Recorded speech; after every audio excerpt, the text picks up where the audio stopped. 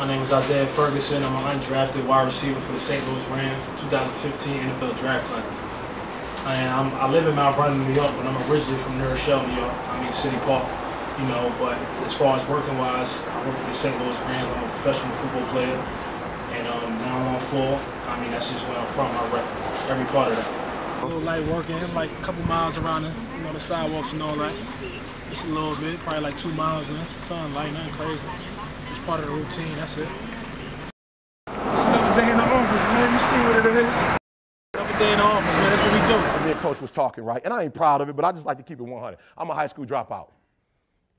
I ain't proud of it. I dropped out my senior year in high school. And I'm just keep it real, because it wasn't because I was dumb. It was because I left home at an early age, and I don't have no other way to say it. Coaches, forgive me, but my boys was on the block. So while I'm in school from 8 to 3, they getting it in. So they picking me up in Mustang 5.0. They picking me up in the Jeep with the top off and the sound, no seat. They didn't blew the back seat out, no back seat now. They just got the 8 and 10s in the back, and it's woof, woof. And I'm coming out of class, getting in the car. I'm getting in the ride like, why am I still going to school? They're like, why are you getting F's and D's? Like, why are you still going to school? And so I dropped out of school. But guess what? You know why it was so easy for me to drop out of school? Because my father dropped out of school. And why was it easy for him to drop out? Because my grandfather dropped out of school. But I did something unique. I went and got my GED, got my 4-year degree, got my master's degree, and I'm a dissertation away from my PhD, and I hate school. So somebody said, if you hate school so much, why are you getting a PhD? Because I figure if I get a PhD, I'm going to create something in my family, and my son going to have to at least graduate from what? Come on, give me 100, come on. If your daddy got a PhD, you can at least do what? You can at least graduate from high school. And let me tell you something, I told my son, I ain't trying to put no pressure on you, but it's been 60 years since a male in our family has graduated from high school. Son, I'm gonna need you to take your senior year serious. We got a lot riding on you, and I'm telling you, greatness is here, but it ain't on Cam's shoulders no more. It ain't on Farley's shoulder no more. It ain't on Bo Jackson's shoulder no more. Now greatness is on whose shoulder? That's why I wake up every morning at 2 o'clock, 2:30, because I got my mama counting on me. I got my sister counting on me. I got my son and my daughter counting on me. I got a world that gets up every morning and watches me. I got little kids who don't believe that they can do it. When they saw me, they thought now they can do it. So I get up every morning at 2:30, 3 o'clock. Why? Because greatness is upon me. Dr. King is dead. Malcolm X is dead. I'm that new guy. I'm that new inspiration. I'm the guy you look at when your daddy ain't in your life, when your daddy in prison. I'm that guy that comes to your high school and tell you, you can make it happen. Greatness is upon you, and you better act like it.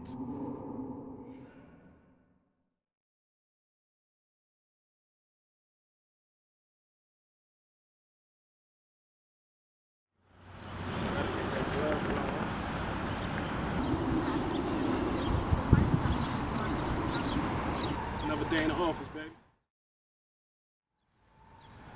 I'm at my desk, my paperwork.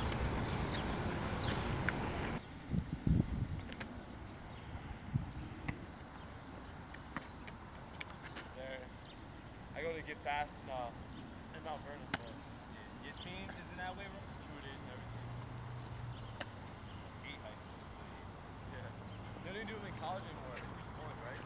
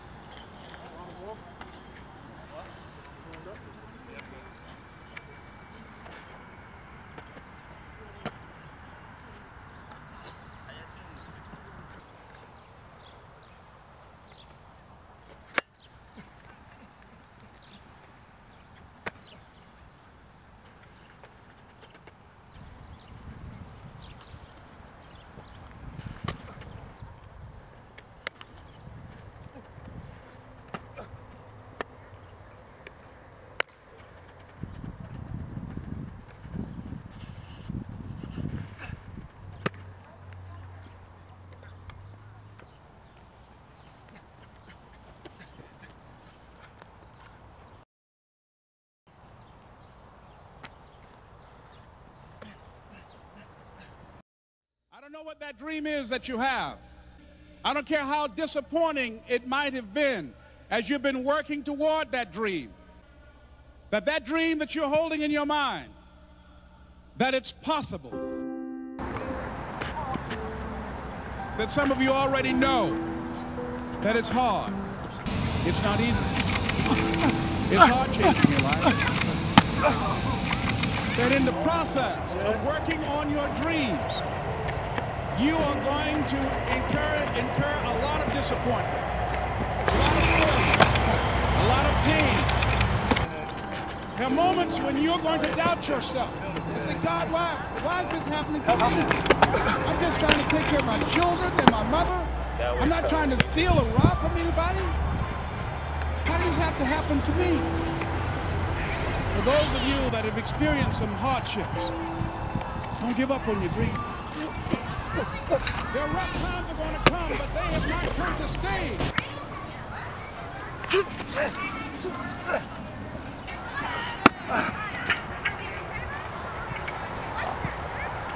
Yeah, you see it. You ready?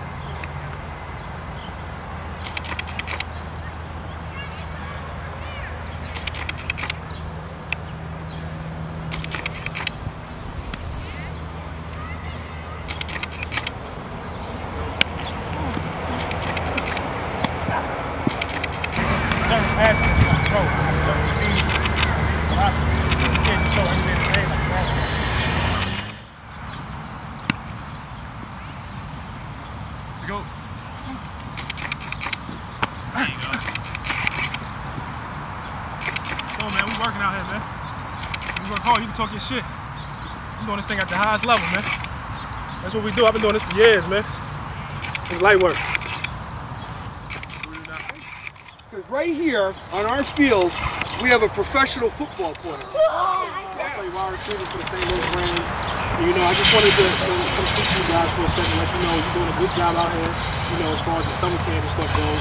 One thing I'm going to tell you guys is, you know, listen to your parents, listen to the staff, you know, they're trying to guide you in the right direction. Yeah, you can have my autograph, no problem. You got to put it in the paper, I'll give you my autograph. I want autograph. Magic touch.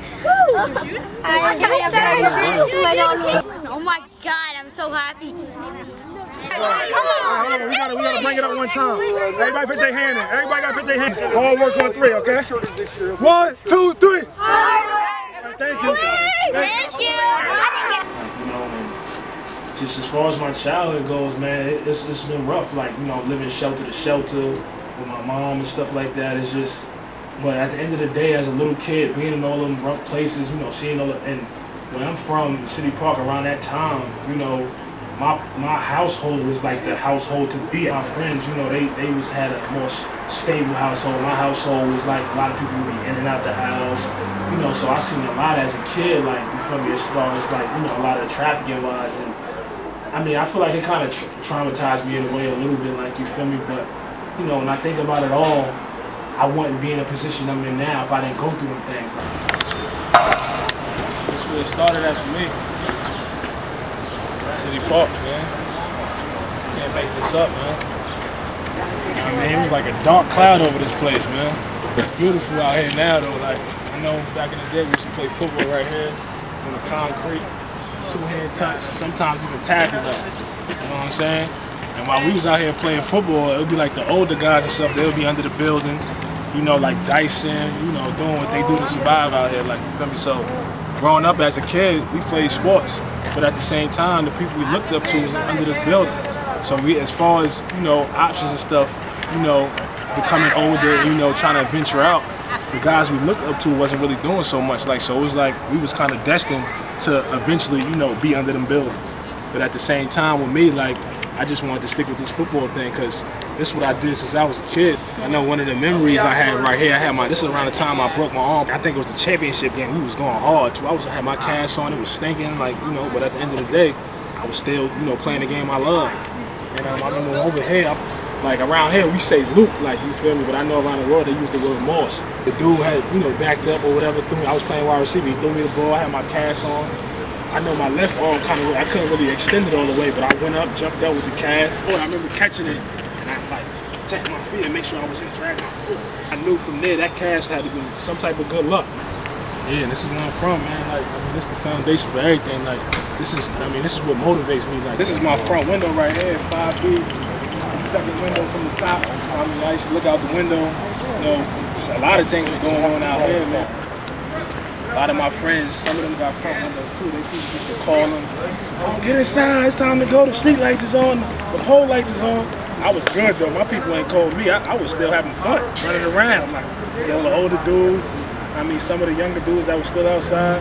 There was a lot of, you know, negative stuff going around here, but as kids, man, we kind of stayed out of the way of that. Like, we had fun, like, you know. And I really appreciate that, man. I carry that with me everywhere I go. I mean, you wasn't one of wasn't out there in the hood, you was really out there. Yeah, that's a fact. And look where you at, you're doing your thing. Yeah. For real. It's fact. You know what I mean? For real. It's a fact, man. Keep doing what you're doing, man. Keep doing nothing positive and keep going. Only good outcomes after that, man. Just keep striving, bro. We used to play football on this grass. My back right there at the corner at the bus stop, come right here to the football field and start playing football right away. That's how much we loved it. You feel me? It wasn't about nothing else. It was just the passion we had. A lot of memories out here. As we started getting older, you know, a lot of us started going in different directions. And Isiah, his spirit started guiding him more so to his passion in life and who he needs to become later on in life. You know, Isiah started going to play football for the Mount Vernon High School. I believe he went back to take it more serious when he was like 15, 16 years old. You know, he was out here just like many of us. A lot of people don't make it out here, you know. It's a Joe Facina Field, Nurse, New York. About being here, I remember I was on Mighty Mites. I think I was like about 8, 9 years old, you know. And the coach, I was so bigger than everybody because I was always tall. And I remember the coach had made up a play for me specifically called Ike Right, Ike Left. And basically the play was I was a quarterback, like a real fumble, pick the ball up and either go Ike right, depending on what he called, or go Ike left. Like, I used to just grab the ball and just try to run to the end zone and get there as fast as possible, like no matter what it took me. All I was thinking was touchdown.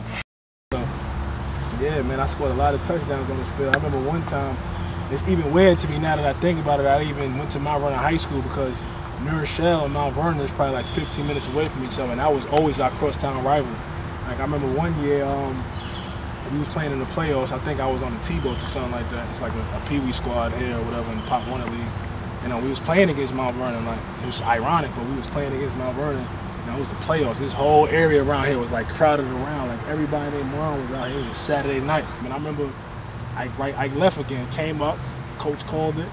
I mean, I'm like, you sure, coach? He's like, Ike left. I mean, that shit play. Like, I mean, we going to you. I mean, I snapped the ball, dropped it, and ran for a touchdown. Like, it was towards the end of the game. It was the game-winning touchdown, man. I remember it like it was yesterday. I remember grabbing the ball, picking it up, running.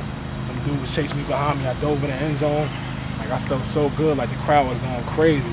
And I remember, for some reason, I don't know why, but this part stand out to me. I remember because in Pop Warner, at the end of the games, you got to line up and, you know, shake everybody's hand. I remember, like, shaking everybody's hand and seeing a dude from Mount Vernon. When I got to the high school, the same kids I beat when I was younger was the same dudes I was playing with. I feel like this is part of my legacy. Like, nobody can take that from me. Just another thing I want to mention as far as, you know, Joe Facina Field and Pop Warner career, like seeing Courtney Green, you know, and Ray Rice, you know, take their game to the highest level kind of like motivated me too. Like, it basically showed me that, you know, being from the same area as me, playing on the same Pop Warner teams as me, and that I watched grow up and played on the same stomping ground as them make it, that gave me hope.